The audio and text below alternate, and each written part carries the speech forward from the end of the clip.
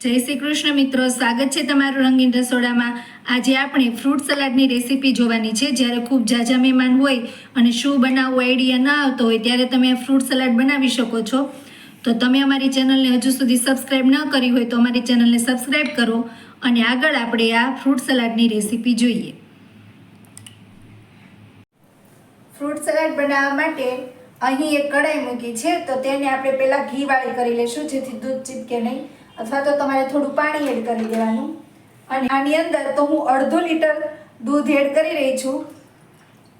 તો એ એક બાટલીનું fruit salad બનાવવાનું છે, તો એ પ્રમાણે મેઝરમેન્ટ લેવાનું છે।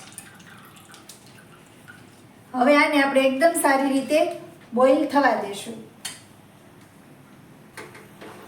દૂધ એકદમ સારી રીતે ઉકળવા લાગ્યું છે, તો દૂધને ઉકળતા લગભગ 5 મિનિટ જેવું થયું। હવે તેની અંદર આપણે પાવડર એડ કરવાનો છે। તો અહીં મેં કસ્ટર્ડ પાવડર લીધો છે, તો આ કસ્ટર્ડ પાવડર એક મોટી ચમચી લીધો છે, તેને આપણે ઠંડા દૂધની અંદર એડ કરવાનો છે જેથી એકદમ સારી રીતે મિક્સ થઈ જાય, નહીતર ગાઢ થઈ જશે। તો એક મોટી ચમચી એડ કરી અને એકદમ સારી રીતે મિક્સ કરી પછી આપણે દૂધની અંદર એડ કરીશું।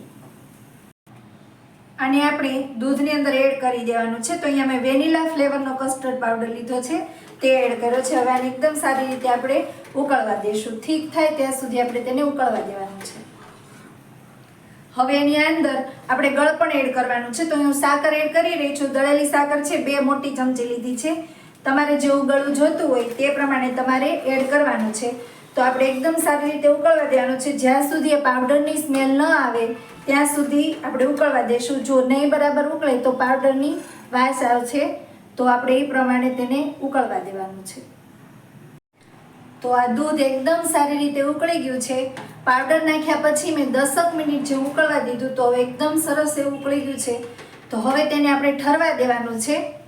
ઠરે પછી જ આપણે તેમાં ફ્રૂટ એડ કરીશું। તો એકદમ ઠંડુ થાય ત્યાં સુધી તેને આપણે ઠરવા દઈશું। દૂધ એકદમ સરસ ઠંડુ થઈ ગયું છે, તેને મેં એક બાઉલમાં લઈ લીધું છે। હવે તેની અંદર આપણે થોડા દાડમના દાણા એડ કરવાના છે, તો એટલા મેં દાડમના દાણા લીધા છે તે એડ કર્યા છે। અને એકદમ ઝીણું ઝીણું ચોપ કરેલું એપલ છે તે એડ કરવાનું છે, તે એડ કર્યું છે। અને થોડા ચીકુ છે તે પણ ઝીણા ઝીણા ચોપ કરી લીધા છે, તે એડ કરવાના છે। આની અંદર તમે દ્રાક્ષ પણ એડ કરી શકો, પણ દ્રાક્ષનો ટેસ્ટ બધાને નથી પસંદ આવતો, તો અહીંયા મેં સ્કીપ કર્યો છે। તો આ બધી જ વસ્તુને એકદમ સારી રીતે મિક્સ કરી લેવાનું છે।